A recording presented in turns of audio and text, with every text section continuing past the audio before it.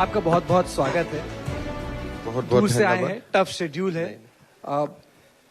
यहाँ जो लोग हेमंत बिस्व शर्मा को बाहर से जानते हैं, जो लोग कवर करते हैं उनको हेमंतो दा बोलते हैं, जो लोग इनके साथ हैं उनको दादा बोलते हैं, तो जिन्होंने बीट कवर की है वो हेमंतो दा बोलते हैं। तो हेमंतो दा, इस फाइनल सेशन की शुरुआत में एक शब्द से करता हूं, खिलौंजिया। ये आपकी कैंपेन थी 2016 की। आपने सोचा था ना उस वक्त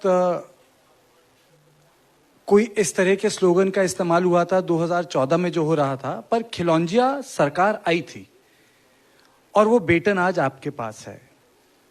तो मैं जानना चाहता हूं कि ये खिलौंजिया सरकार आपके उस वादे पे कितनी खरी उतरी है। मैं इतना ही बोलूंगा कि 2016 में बीजेपी का सरकार आए असम में, 2014 मोदी जी का सरकार आए। आज Assam is a much better place to live. अभी आप जो वर्ड बोल रहे हैं खिलौंजिया, इसका इंग्लिश वर्ड है इंडिजेनस। आज हमारे लोगों का असम का ऊपर पूरा दबदबाव है। यानी आप ये कह रहे हैं कि जो आपने वादे किए थे इमिग्रेशन को, डिपोटेशन को, आइडेंटिफिकेशन को, उस पे आपकी सरकार खरी। देखिए, ये जो इश्यूज है, आप अगर नंबर्स से बात करता है, ये बहुत ही टफ जॉब है। इसलिए असम में अगर आप नंबर्स का काउंट करते हैं, it can go to lakhs, it can go to crores. But मैं इतना ही बोल सकता हूं कि टुडे इन असम हमारे जो लोग हैं, जिसको आप भारतीय बोलेगा, जिसको आप असमिया बोलेगा, जिसको आप खिलंजिया बोलते हैं, दे हैव रिकैप्चर्ड एवरीथिंग। जो भी हमारे हाथ से चले गए थे, today we have reclaim everything. जमीन से लेकर, पॉलिटिकल स्पेस से लेकर, सरकारी नौकरी से लेकर, जो भी स्पेस हमारा हाथ से निकल गया था, हमने सारे कुछ रिक्लेम कर लिया हूं। हेमंतो दा, आजकल आपको हिंदू हृदय सम्राट बोला जाता है, कैसा लगता है? नहीं, देखिए, सम्राट तो नहीं है, लेकिन हिंदू बोलने से गर्व होते हैं। लेकिन उसका उलट ये है कि अगर आप हिंदू हृदय सम्राट बने तो उसके लिए क्या मुस्लिम विरोधी चेहरा होना जरूरी है? और ये सिर्फ मैं असम में बात नहीं कर रही, आप झारखंड गए, वहां के आप सर प्रभारी थे। मैं पद्मजा जी, मैं आपको एक बात बताना चाहता हूं। हिंदू वर्ड का जो मीनिंग है, आप उनको थोड़ा पॉजिटिवली सोचिए। ये देश में हिंदू है, इसीलिए ही ये देश में मुसलमान है। पाकिस्तान में मुसलमान थे, आज पाकिस्तान में हिंदू नहीं है। ये देश में हिंदू है, इसीलिए ये देश में मुसलमान और क्रिश्चियन है। यही हिंदू का परिभाषा है और उसी के लेके मैं गर्व भी महसूस करता हूं। लेकिन जब आप प्रचार पर निकलते हैं, जब आप राजनीति करते हैं, अपने स्टेट में आपने कहा है कि ठीक है, इलीगल मदरसाज मैं बंद करना चाहता हूं, मैं चाहता हूं मदरसा में मॉडर्न एजुकेशन हो। झारखंड में जब आप चुनाव प्रचार पे गए तो आपने कहा कि भाई यहाँ के कुछ लोग आधा इधर वोट करते हैं, आधा उधर वोट करते हैं। असम से तो झारखंड का हालत और खराब है। थोड़ा समय लगेगा, लेकिन जो असम में हम लोग जो भाषा बोलता हूं, उसको डबल करके वेस्ट बंगाल में बोलना चाहिए, उसको ट्रिपल करके झारखंड में बोलना चाहिए। कोई कम नहीं होना चाहिए। कि इसलिए पूरा eastern India, north east India में हमारा समस्या है। हमारे जो संस्कृति है, हमारे जो देश का जो कल्चर है, देश का जो पॉलिटिकल, हमारे लोगों का जो पॉलिटिकल स्पेस है, ये स्क्वीज होते जा रहा है। और ये आप 51 से लेकर आज तक डेमोग्राफी का चेंज देखिए। आप 1951 में कितना मदरसा थे, आज कितना मदरसा है। 1951 में एक खास रिलीजन का कितना लोग थे, आज कितना लोग है।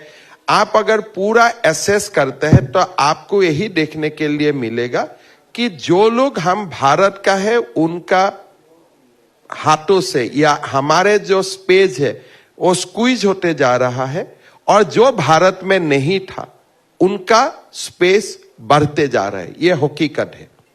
पर भारतीय मुसलमान को घुसपैठिया कहना, देखिए हम क्यों भारतीय मुसलमान को घुसपैठिया बोलूंगा? जो घुसपैठिया है उसी को ही घुसपैठिया बोलूंगा ना। हम क्यों बोलूंगा भारतीय? हम पागल हुआ है क्या?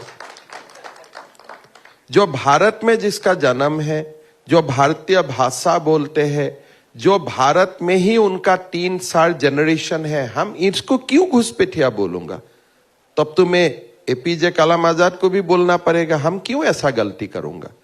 हमारा भी तो कुछ दिमाग है। हम उसको ही घुसपैठिया बोलता हूं जो सचमुच घुसपैठिया है, बाकी किसी को नहीं बोलता। हम क्यों बोलूंगा? अगर मैं उनको बोलूंगा तो वो भी मुझे बोलूंगा। भारत उनका भी है, भारत मेरा भी है। मैं सम्मान करता हूं जो 6-7 पीढ़ी से भारत में है, वो चाहे वो हिंदू हो मुसलमान हो, ये तो भारत का ही है। लेकिन घुसपैठिया सबका आप थोड़ा सा, सुप्रीम कोर्ट में भी कोई परिभाषा दिया है, और that word is real. Those who came after 1951, इसको ही हम घुसपैठिया बोलता हूं। बड़ी सीधा बात है। पर इसको लेकर के थोड़ा सा आपका विचारधारा बदली है। बहुत वक्त तक आप बदरुद्दीन अजमल को भी कहते थे कि वो तो है घुसपैठिया। आप उनसे बात करो ना 2-3 मिनट, आपको ही लग जाएगा वो भी कहां से आए हैं, कैसे आए हैं। पर कांग्रेस तो अब कह रही है कि आपके उनसे बड़े खास रिश्ते हैं, बड़ा प्रेम है, परस्पर प्रेम है दोनों के बीच। जब मैं सीएम अब आप उनको सलाह भी दे रहे हैं कि शादी कर लो। मैं जब सीएम हूं, मेरा साथ सबको अच्छा रहना उनका मजबूरी है, ये मेरा मजबूरी नहीं है। चलिए, तो कांग्रेस का लोग भी मेरा साथ असम में अच्छा रहते हैं, यूडीएफ का लोग भी अच्छा रहता है, वो उनका मजबूरी है, मेरा मजबूरी नहीं है। मैं उनका घर नहीं जाता हूं, वो मेरा घर में आते हैं। मैं आपका हेमंत, आपका मैं ध्यान एक दूसरे मसले पर आकर्षित करना चाहता हूं। इजाजत चाहिए। आप पॉइंट पर्सन है भारतीय जनता पार्टी के। नॉर्थ ईस्ट में कई सारी सरकारें बनी, आपकी भूमिका अहम थी, चाहे अकॉर्ड्स थे, बॉर्डर वाले इश्यूज थे, पॉलिटिकल सेटलमेंट थे। आपके कार्यकाल में अल्फा का भी, जिसे कह सकते हैं, प्रेजेंस आपने काफी कम कर दिया, एक तरह से खत्म किया। पर आज उत्तर पूर्व में मणिपुर की समस्या इतनी क्यों बढ़ी और 2 साल तक प्रशासनिक रूप से चलती क्यों चली गई? देखिए, मणिपुर का जो समस्या है वो 2 साल से नहीं, ये देश का स्वाधीनता का समय से ही है। 3 कम्युनिटी मणिपुर में एक साथ रहते हैं, उनका अपने आप में जितना ट्रस्ट एंड कॉन्फिडेंस बिल्ड होना चाहिए था, ओवर द इयर्स नहीं हुए। कुछ लोग म्यांमार से भी आते हैं, उसी के लिए भी लोग नाराज है। This is a very complex issue और उसका कोई शॉर्टकट फॉर्मूला नहीं है। यू हैव टू, ये जो कांग्रेस बोलते हैं कि मणिपुर का हंगामा 2 साल से हुए, उनका खुद का सरकार का बारे में उनका खुद मालूम नहीं है। आज जो आप देख रहे थे या देख रहा है, ऐसा 6-7 एपिसोड पहले भी हो चुका है। एवरी 5 years 6 years मणिपुर में ये रिपीट होते हैं। आज सोशल मीडिया ज्यादा है, आज टीवी ज्यादा है, इसीलिए इसका पब्लिसिटी हुआ है। लेकिन 2000-3000 लोग एक ही हादसा में पहले से भी मर चुका है। So it is a collective failure है। आप भारत सरकार को बोलो, मणिपुर सरकार को बोलो, पीपल ऑफ नॉर्थ ईस्ट को बोले कि जो 3 जातियां वहां में रहते हैं, नागा, कुकी एंड मेइतेइज, उनका बीच में जो ट्रस्ट एंड कॉन्फिडेंस होना चाहिए वो बिल्डअप नहीं हुआ है। उनका बहुत सारे रीजन है। मेइतेई लोग वहां रहते हैं, they are not scheduled tribe, Kukis are scheduled tribe. Kukis can purchase land in Imphal, but the Meitei cannot purchase land in Kuki area. So there are many things. So which need a different kind of approach. और मेरा लगता है अभी जो भारत सरकार कर रहा है, फाइनली इसको रिजॉल्व करने का कर रहा है। You give government of India some more time. ये 75 years का बीमार है, लेकिन धीरे धीरे म्यांमार का फेंसिंग का बाद हो रहा है।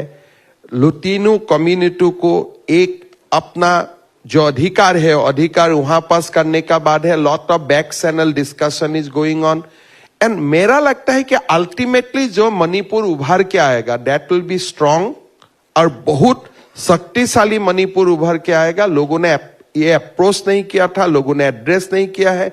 अभी गृह मंत्री जी ने इसको एड्रेस करने का कोशिश कर रहे। ही इज जो सिम्टम है उनका साथ साथ डिजीज को भी ट्रीटमेंट कर रहे हैं, और मैं कॉन्फिडेंट हूं कि Manipur will overcome, give some space. आपके हिसाब से क्या होना चाहिए? आप भी मल्टी एथनिक स्टेट चलाते हैं, आपके भी ऑटोनोमस काउंसिल, एक नहीं कई सारी ऑटोनोमस काउंसिल, में ट्वीट देख रहा था। हाँ। आप लोगों को वहां उसमें धन्यवाद दे रहे थे, ऑटोनोमस काउंसिल के लोगों को। तो ये आपके हिसाब से मणिपुर में क्या होना चाहिए था और क्या क्या नहीं हुआ? देखिए, जानना चाहता हूं मैं। देखिए, because of the politics of Congress हमने पहले सफर किया, बट आज असम का हालत बदले, हमारा इतना हालत खराब हो गए थे कि लोगों ने कलेक्टिवली डिसाइड किया कि विल रिजॉल्व हुए। लेकिन हमारे जो लैंडस्केप है, थोड़ा मणिपुर का लैंडस्केप अलग है, नागालैंड का लैंडस्केप थोड़ा अलग है। आप सोच सकता है कि असम हैज बीन बाइफर्केटेड, और सीमा का 72 में असम का विभाजन हुआ, कांग्रेस ने सीमा भी नहीं लिखा, असम क्या है, मेघालय क्या है। तो they have maintain north east in this atmosphere कि भाई थोड़ा कॉन्फ्लिक्ट रहे, लोगों का बीच में नाराजी चलते रहे, and will walk like that, development लेके नहीं जाना है। बट धीरे धीरे धीरे things is becoming much better. Manipur थोड़ा सा, हाँ, हमारे जो एक पूरा we were going ahead with a very different way, थोड़ा सा मणिपुर सेटबैक है।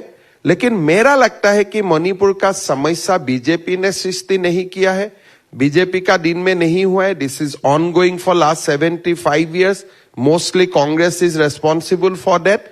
और कभी आप लोग मणिपुर का बारे में अगर समझना चाहेगा तो एक नागा, एक कुकी, एक मैतेई को साथ में बैठा के आप लोग बात कीजिए, and you will know that इसका कितना गहरा है। Issues are very very deep.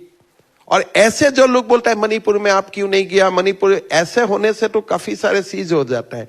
Many things are beautiful from Delhi. अरे 2 साल हो गया, क्यों रिजॉल्व नहीं किया? मतलब क्या करना चाहिए? लोगों को गोलियां डालना चाहिए? लोगों का ऊपर जैसे कांग्रेस ने आइजॉल का ऊपर बम फेंके थे, ऐसे हमें बम फेंकना चाहिए? क्या करना चाहिए? तो this has a way to be handle, and it will handle. Assam 3 दशकों का बाद ठीक हुए ना, so give some time, don't be impatient. यही कारण है कि सारे के सारे एमएलए असम में आके बात करते हैं, वो अपनी बात खुद ऑर्गेनाइज नहीं कर पा रहे। डिफिकल्ट है, तीनों कम्युनिटी को बात करना, एक टेबल में बैठा के बात करवाना भी डिफिकल्ट है। ये इतना इजी लैंडस्केप नहीं है। Nagas is fighting for their rights from last 75 years. Thousands of people have died. Meiteis are fighting for their rights. आज today also मेरा लगता है कि 10 से 15,000 मेइतेई लोग म्यांमार में ही है with arms. कुकी लोग is also fighting for their rights. I think they have also 7 to 8 organizations who are on ceasefire, but they have heavy arms with them. So it is a very different landscape. जो यहां से जाके बोल देता है भाई solve नहीं किया, प्रधानमंत्री क्यों नहीं किया। अरे ऐसे इजी होने से तो नेहरू जी भी इसको रिजॉल्व कर लेते थे, राजीव गांधी भी इसको रिजॉल्व कर लेते थे, इंदिरा गांधी भी उसको रिजॉल्व कर लेते थे। आप एक सवाल बस, आपको लगता है जो बीरेन्द्र सिंह कहते थे ड्रग्स इज अ इशू, बहुत बड़ा इशू है? Drugs is a issue, but drugs is not only issue, there are many other issues. मैं आपको जैसे बोला कि there is a issue of with the hills autonomy, there is a issue of decreasing space for the people of the plains, there is a issue of infiltration from Myanmar, there is a issue of demanding more autonomy by the Kuki कि हमें separate administration दो। Meitei League बोलता है no we want to unified Manipur. So there are many contradictory issues, and it is not very easy when tribals fight for their rights. हम लोग जैसा लोग वहां जाके रिजॉल्व नहीं कर सकता हूं। It has to be resolved from the community itself. In fact, मेरा तो दुख लगता है, I feel pity for the commentator in Delhi जो बोलता है अरे 2 साल हो गया क्यों नहीं हुआ। अरे भैया ये 2 साल का इशू नहीं है, this issue is there for last 75 years। कभी गूगल करके देख लीजिए। इनफैक्ट फियर यही रहता है कि जैसे कि आपने बोला असम में भी पीस आने में बहुत वक्त लगा। इनफैक्ट पूरे नॉर्थ ईस्ट में इंसर्जेंसी थी, it's a very tenuous peace. जितना मणिपुर ऑन द बॉइल रहेगा, क्या ये और स्टेट्स में स्पिल ओवर इफेक्ट होने का स्पिल fear ओवर नहीं नहीं होते, इसलिए फ्रॉम क्योंकि हिल ट्राइब्स हैं। देखिए मणिपुर एंड असम का distance is almost 800 kilometre. I mean Nagaland. Nagaland का भी हमारे अभी तो नागालैंड में कोई समस्या नहीं है, बट यस अगर नॉर्थ ईस्ट का कोई एक प्रदेश में भी कुछ होते हैं उसका एक साइकोलॉजिकल इम्पैक्ट हर जगह में पड़ते हैं, लेकिन फिजिकली वी आर अपार्ट। सो असम आप उसी दृष्टिकोण से यही भी बोल सकता है बंगाल में कुछ होने से भी असम का इम्पैक्ट होगा, because Assam and Bengal lives more in proximity. हम अब Assam is going to enter into election mode very quickly.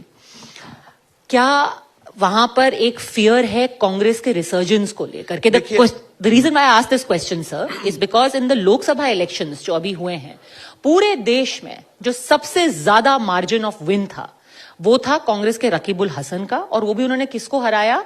आपके अच्छे मित्र बदरुद्दीन अजमल। नहीं, रकीबुल हुसैन को तो हम ऐसा एक देश बना ही दिया हूं, वो आगे भी 10 लाख वोट से ही जीतेगा। After delimitation that constituency is 95% with मुस्लिम।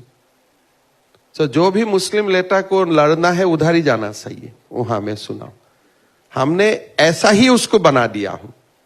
लेकिन असम ही एक सा प्रदेश है out of 126 BJP lead 97 seat in parliamentary constituency. हम 14 में 11 सीट जीते, और असम में विथ 40% मुस्लिम, जो असम का टोटल लैंडस्केप है 40% मुस्लिम है, और 40% मुस्लिम होने का बावजूद बीजेपी 11 लोकसभा सीट जीतते हैं, और हमारा असेंबली का जो लीड है out of 126 we led in 97 seats. इतना भव्य विजय देश में कहीं नहीं हुआ है विथ 40% मुस्लिम पॉपुलेशन। तो यही कभी आप लोग चर्चा नहीं करते हैं, ये तो आपको सीखना चाहिए, समझना चाहिए। भाई एक प्रदेश में 40% मुसलमान होते हैं, फिर भी बीजेपी को 11 लोकसभा आउट ऑफ 14 कैसे मिलता है, और 126 सीट है। मेरा तो लगता है असेंबली में हम लोग सेंचुरी भी मार के आ जाएगा। आपके सवाल का जवाब प्रियंका गांधी ने दिया था जब वो लोकसभा में ढुबरी कैंपेन करने गई थी कि ये हिमंता बिस्वा शर्मा और बदरुद्दीन अजमल एक फिक्स्ड मैच खेलते हैं, मुस्लिम वोट डिवाइड करते हैं। अब नहीं होगा मुस्लिम वोट मेरा डिवाइड। कोई इंटरेस्ट ही नहीं है। मैं तो मुसलमान लोग को बोलता हूं भाई जिसको चाहे उधर ही वोट डाल दो। मेरा कोई इंटरेस्ट नहीं है। मेरा इंटरेस्ट है मदरसा बंद करने में, डॉक्टर बनाने में, इंजीनियर बनाने में। मेरा इंटरेस्ट है मुसलमान को रास्ता देना, स्कूल देना। वोट कहां देता है मैं खबर ही नहीं लेता हूं। पर एक अभी भी मैं सुबह सुबह से आज कैंपेन करके आया। एक ऑटोनोमस काउंसिल का इलेक्शन है। मैं एक ही बात बोला कि भाई आप लोग आराम से रहो, शांति से रहो। बीजेपी को वोट देने के लिए आप सोच भी मत लो। वो देना है तो देना, नहीं देना है तो नहीं देना, ये आपका बात है। लेकिन जो प्रियंका गांधी बोल रहे, बदरुद्दीन रकीबुल, ये सब तो नाम भी मैं याद नहीं करता हूं चुनाव का समय, इसलिए मेरा आंख उधर जाते ही नहीं। मेरा आंख अलग जगह में रहते हैं, एंड मैं उसी से ही हम लोग जीत के आएगा, आप चिंता मत करो। पर फिर तो यही इसको वही स्ट्रेंथन करता है ना इंप्रेशन को कि एक चीफ मिनिस्टर कह रहे हैं मुझे मुसलमानों का वोट नहीं चाहिए। ये तो बात नहीं बोला। मैं बोला भाई मैं फोर्स नहीं करूंगा वोट देने के लिए। इसका तो आप नहीं, तो मैं गलत बोलने से तो सुप्रीम कोर्ट मुझे नोटिस भी दे देते थे। मैं बोलता हूं मेरा इंटरेस्ट नहीं है। आपको जहां चाहे आप वोट डालो, मैं आपको कोई फोर्स नहीं करूंगा। मैं दुविधा में नहीं डालूंगा कि मोदी जी को वोट दो, हिमंता बिस्वा शर्मा को वोट दो। जहां इच्छा उधारी डाल दो आप। मैं आपको दुविधा में नहीं फंसाना चाहता हूं, इसलिए कोई सारे लोग मुझको बहुत प्यार करते हैं, लेकिन फिर उसको वोट भी बीजेपी को नहीं देना है। तो इसलिए मैं बोलता हूं मां दुविधा में मत पड़ो, जहां चाहे वोट डाल दो। उसके लिए आपका और मेरा संपर्क खराब नहीं होगा। और बाय दी बाय मैं बोलता हूं कांग्रेस का कोई नेता से मुसलमान इलाका में मैं मीटिंग करने से क्राउड मेरा मीटिंग में ज्यादा आते हैं। ये सवाल आप भी तो असम जाके देखा ही है। मैं तो मुसलमान में भी मुझको लोग इतना प्यार करते हैं। मैं जहां भी जाऊं, मुसलमान महिला तो ऐसे नॉर्मली बहुत कंजर्वेटिव रहता है, लेकिन मुझको देखने से मुझको बेटा जैसा पकड़ पकड़ के सुमा खाते हैं, इसलिए मुझको बेटा मानते हैं वो लोग। मैं सब कर देता हूं, लेकिन ये मैं बोलता हूं भाई वोट के लिए दुविधा में मत पड़ो। इसलिए कोई महिला हमें वोट देना चाहते हैं, फिर वोट का बाद, इलेक्शन का बाद कोई पुरुष उनको क्यों वोट डाला बीजेपी को बोल के घर में मारपीट भी हो जाता है। महिला बीजेपी को देता है, हस्बैंड कांग्रेस को देता है, इसीलिए घर में लड़ाई हो जाता है। तो इसीलिए मैं ही खुद बोलता हूं, भाई कष्ट में मत पड़ो, जिसको चाहे वोट डालो, मुझको तो सुनाओ, ऐसे भी जीतना है, मैं जीत के आऊंगा। ये सवाल मैंने इसलिए भी पूछा था क्योंकि अभी 1 महीना पहले आपने एक एसआईटी गठित की। ये अक्सर इल्जाम लगाया जाता है कि एक अल्टीमेट, पहले तो ये सारा मदरसा, ईद, नमाज, ये सब होता है, जब सब एग्जॉस्ट हो जाता है तो एक ब्रह्मास्त्र निकलता है बीजेपी के तरकश से, पाकिस्तान। और अब एक गौरव गोगोई को लेकर के आपने एक एसआईटी बिठा दी है कि भाई पाकिस्तान कनेक्शन है उनकी वाइफ एलिजाबेथ कोलबर्न गोगोई का। देखिए 12 साल पहले काम किया उन्होंने। मैं इतना ही बोलता हूं, पाकिस्तान का साथ अगर किसी का 50 साल का संबंध भी है, वो भी सामने आना चाहिए, because Pakistan is enemy country to us. उसमें तो कोई डिवीजन नहीं है। पाकिस्तान हमारे दुश्मन है, सीधा सीधा भाषा में दुश्मन है। तो अगर पाकिस्तान का साथ मेरा कनेक्शन है तो उसको टेबल का सामने तो आना चाहिए। तो उसमें मैंने क्या गलत किया? अगर नहीं है तो नहीं है, अगर है तो जनता का सामने लाना मेरा कर्तव्य बनता है। क्योंकि वो कह रहे हैं ये नर्वसनेस दिखाता है, कांग्रेस से देखिए, नर्वस है। पाकिस्तान का खिलाफ अगर मोदी जी कुछ करना चाहते हैं, वो नर्वसनेस बोलते हैं क्या? उसको तो देश प्रेम बोलते हैं ना। अगर मैं पाकिस्तान को टाइट करना चाहता हूं तो लोग तो, अगर इंडिया में जो लोग पाकिस्तान का सुपारी लेकर बैठा हुआ है, अगर इसको मैं टाइट करना चाहता हूं तो आप तो मुझको बोलना चाहिए कि आपने बहुत अच्छा किया। अगर मैं गलत बात बोलता हूं, which is not in existence, which is not factually correct, then आप मुझको बोल सकते हैं भाई you are doing political mischief। इसीलिए मैं किसी का नाम नहीं लिया हूं, लेकिन आप ही पूछिए कि whether you have gone to Pakistan, whether you are living in India with a salary from Pakistan, आप ही पूछिए ना। आप पद्मजा जोशी काम करता है TV9 भारतवर्ष, इंडिया का चैनल।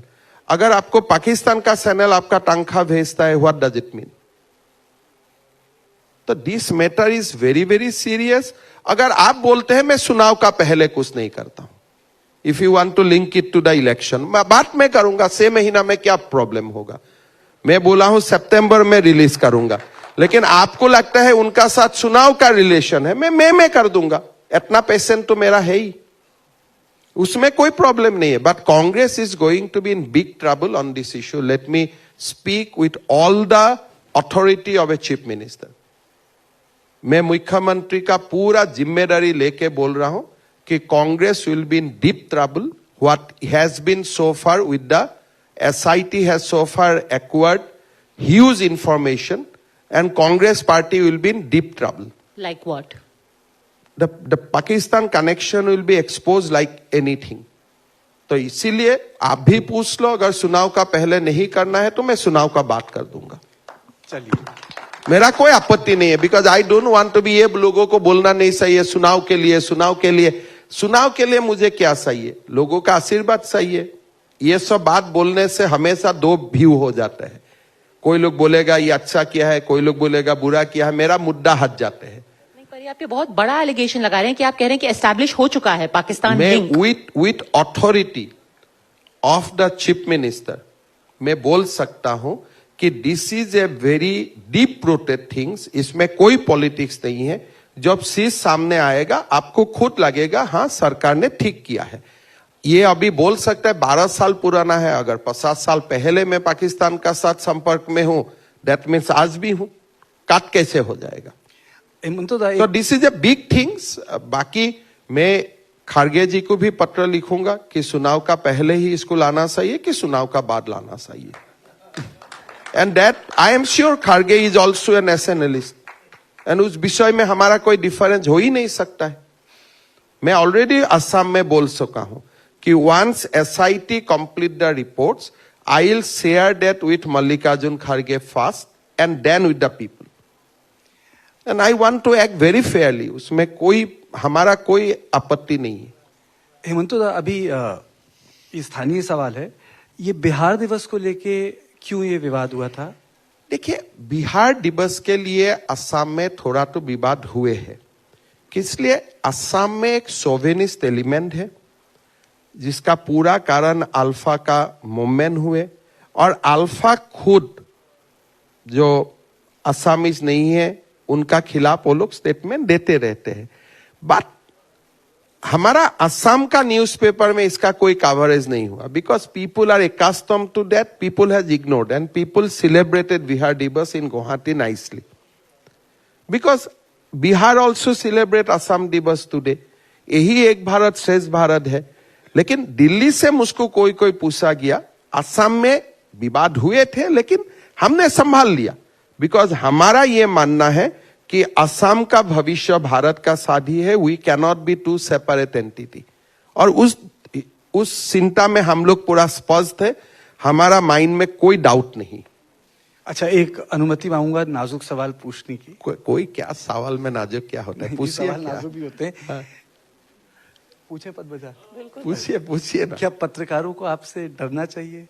पत्रकार को डरना चाहिए, अगर सबको डरना चाहिए, पब्लिक को तो डरना चाहिए, सीएम को डरना नहीं चाहिए, पब्लिक को पत्रकार को डरना चाहिए। नहीं, पर आपसे डरना चाहिए। अरे मैं कौन हूं यार, मैं तो आज हूं काल नहीं हूं, मैं क्या हूं? मैं तो व्यक्ति हूं, और 20 साल 30 साल जिंदा रहूंगा फिर मर जाऊंगा। ये तो हम लोग क्या है, हम लोग खुद अपने आप को सोचता हूं कि we are a big institution. मर जाने का 2 दिन का बाद, शोक सभा का बाद कौन खबर करता है आपको? तो इसीलिए हम लोग से कोई डरना नहीं चाहिए, भगवान से डरना चाहिए, पब्लिक से डरना चाहिए। तो चलिए फिर उसे परिप्रेक्ष्य में बता दीजिए। आपने जो आपका जो एक स्टेटमेंट आया था कि he is not a journalist, he is a. देखिए असम में क्या है, हमारा जो मेन स्ट्रीम जर्नलिस्ट है, ये लोग गवर्नमेंट का ऊपर दबाव बना के रखा है कि पोर्टल का जर्नलिस्ट को आप जर्नलिस्ट ना घोषित किए। तो मैंने इतना ही बोला था कि भाई आप जर्नलिस्ट है या नहीं है, that you resolve with in you, हमको उसमें मत लाइए। हमारा जो लीगेसी मीडिया है और टेलीविजन है, ये लोग सरकार को ज्ञापन देके रखा है कि पोर्टल का कोई रजिस्ट्रेशन नहीं है, रेगुलेटरी अथॉरिटीज नहीं है, तो इसीलिए पोर्टल को जर्नलिस्ट नहीं माना जाना चाहिए। तो मैंने बोला भाई सेटल बिटवीन यू, अगर आप लोगों का बीच में जो भी निर्णय होगा सरकार will agree to it, because this is mostly आपका इश्यू है, वो मेरा इश्यू नहीं है। तो रजिस्टर्ड पॉलिटिकल पार्टी का लीडर्स को भी हम पॉलिटिशियन मानता हूं, नॉन रजिस्टर्ड पार्टी को भी पॉलिटिशियन मानता हूं। सब पॉलिटिशियन का बीच में तो कॉन्सेंसस है, कौन पॉलिटिक्स है कौन पॉलिटिशियन नहीं है। लेकिन असम में जर्नलिस्ट कम्युनिटी में वो कॉन्सेंसस नहीं है। ये लोग बोलता है भाई लीगेसी मीडिया में तो आप प्रेस काउंसिल जाएगा, नेशनल मीडिया टेलीविजन में आपका फोरम है जाने का, लेकिन पोर्टल में कुछ सी लोगों का कंप्लेन होगा तो लोग कहां जाएगा? तो इसीलिए it is a matter between them, हमारा उसमें कोई नहीं।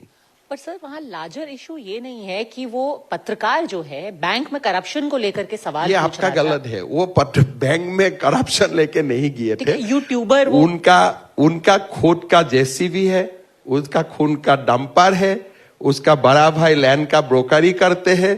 तो इसका बहुत बड़ा स्टोरीज है। तो ये जो लोग दिल्ली में आके स्टोरी बनता है, मैं वो सब में कन्फर्म नहीं करना चाहता हूं, बिकॉज छोटे इशू होते रहता है। लेकिन एक पत्रकार का डेफिनेशन क्या है आप लोग खुद ही तैयार कीजिए। ए जर्नलिस्ट, जहां तक राइटिंग का इशू है हम आपको कुछ नहीं करूंगा, लेकिन in your private life if you run a hotel and वहां में कुछ प्रॉब्लम होते हैं, then can you ask for the journalistic cover for that. तो बैंक में वो लोन लेने के लिए गया था, एमडी को दबाव बना रहा था कि हमें पैसा देना चाहिए। एमडी ने हमें कंप्लेन किया है, nothing, he has not gone there to cover any news. उनका पहले भी न्यूज नहीं था, आगे भी न्यूज नहीं है। और मैं बोलता अरे बैंक का खिलाफ क्यों लिखते हो, मेरा खिलाफ लिखो ना, आपको तो कोई अरेस्ट नहीं करेगा। क्योंकि इसमें लार्जर नैरेटिव जो है वो ये है कि असम से लेकर के, गुजरात से लेकर के, कश्मीर से लेकर कन्याकुमारी तक अब बीजेपी को लग रहा है कि जहां जहां हमारी सरकार है वहां पर हम फ्री फॉर ऑल है, कोई बोलेगा। अभी आपको तो मैं इनवाइट करता हूं, आइए पूरा मेरा खिलाफ असम में लिखिए, आपको कोई कुछ अरेस्ट नहीं करेगा, और आपको मैं स्टेट गेस्ट भी डिक्लेयर कर दूंगा। डेली मेरा खिलाफ लिखते हैं। ये तो बहुत ही इसलिए ये तो बहुत टिपिकल असम में देखिए, there is a hostile group to us. मैं आपको अभी बोला था असम का डेमोग्राफिक जो डिवीजन है, वो डेमोग्राफी से डॉक्टर्स भी है, इंजीनियर भी है, प्रोफेसर भी है, इंटेलेक्चुअल भी है, राइटर्स भी है, और मेरा खिलाफ पन्ना भरा के रखता है वो लोग, लेकिन मैंने किसी को कुछ नहीं किया हूं और करना नहीं चाहिए। I don't have authority to do anything. मैं मानता मैं बहुत डेमोक्रेट हूं, उसमें कोई इश्यू नहीं है। बाकी स्टेट में कुछ हो रहा है, I don't know, I am not aware of that, but ये जो असम में घटना है ना, इतना बड़ा घटना है, ये तो एक यही इश्यू है भाई, आपने जाके बैंक का मैनेजर को धमकाया, बैंक का मैनेजर ने आपका ऊपर एफआईआर डाले, सरकार को एफआईआर नहीं डाले। आपका ये जो रवैया काफी उदारवादी है, आपको नहीं लगता बाकी मुख्यमंत्रियों को भी आपका जैसा उदारवादी रवैया अपनाना चाहिए? अगर भारतीय जनता पार्टी उदारवादी नहीं होते हैं तो दिल्ली में बैठ के जो दिन रात मोदी जी को गाली देते हैं, वो लोग कैसे भारत में चलते रहते थे? कितना कितना बड़ा पत्रकार नाम लेने से आपको अच्छा नहीं लगेगा। वो तो मोदी जी को सुबह से शाम इतना भी बोलते हैं कि मोदी जी का मतलब जितना खराब हो सकता है, सुबह के शाम तो वो भी बोलते हैं, लेकिन सब तो मोटा ही हो गया है, कोई तो पतला तो नहीं हुआ है मोदी जी का समय। मैं अभी नाम लेने से आप बोलेगा मेरा कॉलीग का नाम मत लीजिए, लेकिन आपका एक एक कॉलीग का मैं नाम ले सकता हूं जो दिन रात मोदी जी का नाम दिन रात गाली देते हैं। Last 10 years I have observe, वो लोग तो मोटा ही हो चुका है, कोई तो कम तो पतला तो नहीं हुआ है। ये तो एक गलत बात हो रहा है। कांग्रेस का समय जर्नलिस्ट कम्युनिटी का ऊपर जो फ्रंटल अटैक था, बीजेपी कुछ भी नहीं करते हैं। कौन सा जर्नलिस्ट को क्या किया बोलो, खाली लिखते हैं सोशल मीडिया में। मान लीजिए आपने कुछ लिखा है तो मैं आपका खिलाफ थोड़ा एक दो शब्द लिखता हूं, बट बियॉन्ड दैट कौन सा बीजेपी का समय में कौन सा जर्नलिस्ट को आज तक फिजिकली, मेंटली या अदरवाइज किसका ऊपर असॉल्ट हुआ है? आप बताइए। आप मुझे एक एग्जांपल दीजिए कि मैं तो कह रहा था कि आपका उदारवादी रवैया अपनाना चाहिए सब लोगों को। नहीं, हम तो यही बोला था कि कर रहे हैं। इतना उदारवादी है, इसीलिए हमारा कार्यकर्ता पूछता है आप इतना उदारवादी क्यों है? किसी को तो कुछ करो, लेकिन हम लोग तो कुछ करते ही नहीं। आप बोलो कौन सा जर्नलिस्ट जो प्रधानमंत्री मोदी जी का खिलाफ लिखते हैं, किसी का आज तक अरेस्ट हुआ दिल्ली में? किसी को हमने कोई अलग तरीका से किसी को किसी कहीं में प्रेशर डाले? किसी का घर का सामने कभी डेमोन्स्ट्रेशन हुए हैं? There are so many. मैं आपको इतना ही बोलता हूं ना, जो घर में बैठ के यूट्यूब चैनल चलाता है वो लोग तो जर्नलिस्ट भी नहीं है। उनका घर का सामने तो कम से कम हम जाके तो विक्षोभ कर ही सकता था, लेकिन आज तक तो कोई बीजेपी का कार्यकर्ता गया नहीं है। एक सवाल बनता है, हेमंत बिस्व शर्मा कौन है and how do we define his politics? उनकी पॉलिटिक्स क्या है, वो किस पे खड़ी हुई है? अभी जी मेरा एक ही पॉलिटिक्स है भाई, असम का थोड़ा झंडा ऊपर रहे पूरा देश में। और कभी असम से सेंटर में भी स्टेप इन होगा? अभी असम का झंडा असम में ही ऊपर कर रहा हूं, बाकी तो मोदी जी देखेगा, मेरा क्यों टेंशन लेना है उसमें। जो बाद में आपको टेंशन नहीं लेना चाहिए उसमें टेंशन नहीं लेना चाहिए। इतना घर में टेंशन है, आप क्यों असम में है, आप क्यों ये सब में टेंशन लेते हो? ठीक है, बिल्कुल हम टेंशन नहीं ले रहे हैं, लेकिन सितंबर में आपने प्रॉमिस किया है कि आप एविडेंस के साथ एक बड़ा खुलासा करने वाले हैं। ये कोई मीडिया सेंसेशन में नहीं करना चाहता हूं, but again I am saying कि SIT has acquired very very important evidence. आप समझ सकता है कि भारत का संसद या भारत का चीफ मिनिस्टर का बेटा चुपचाप अटारी बॉर्डर से इस्लामाबाद जाते हैं, किसी को घनक भी नहीं पड़ते हैं, and he stayed there for 15 days। Airport में जाने से पकड़ जाऊंगा तो इसीलिए आई गो अटारी बॉर्डर से। वहां कौन आपको वेट करता है once you cross the border? I am just given you a hint and there are many more things to come. Bharat का ही संसद अगर खुद अप्लाई करके अपना बेटा का सिटीजनशिप भारतीय से अलग प्रदेश कर देते हैं, अलग देश कर देते हैं, व्हाट डज इट मीन? अगर आज मेरा बेटा को, मैं सांसद हूं और मैं भारत सरकार को अपील रिक्वेस्ट लेटर लिखता हूं कि मेरा बेटा का नागरिकत्व मैं सरेंडर करता हूं और मैं मुझको फलाना देश का सिटीजनशिप करना है, what does it mean? Will you do that as member of parliament? So I have just given you one or two hints. There are many more things to come, and Congress party will be in a huge problem. मैं hint दे रहा हूं, अभी से वो लोग ठिकाना काट ले तो उनके लिए अच्छा है. Okay, it will be tested in law. Mr. Himanta Biswa Sarma, thank you as always. Thank you so for much. being here with us. Thank you. Thank you Himanta ji. एक बार जोरदार तालियां हो जाए हिमंता बिस्वा शर्मा जी के लिए, असम के मुख्यमंत्री. और मैं आग्रह करूंगा हिमंता जी आप कृपया स्टेज पर रहें. अभी मैं टीवी9 नेटवर्क के whole time director Hemant Sharma ji से आग्रह करूंगा कि वो मंच पर आएं और हेमंत बिस्वा शर्मा जी को शॉल भेंटकर सम्मानित करें.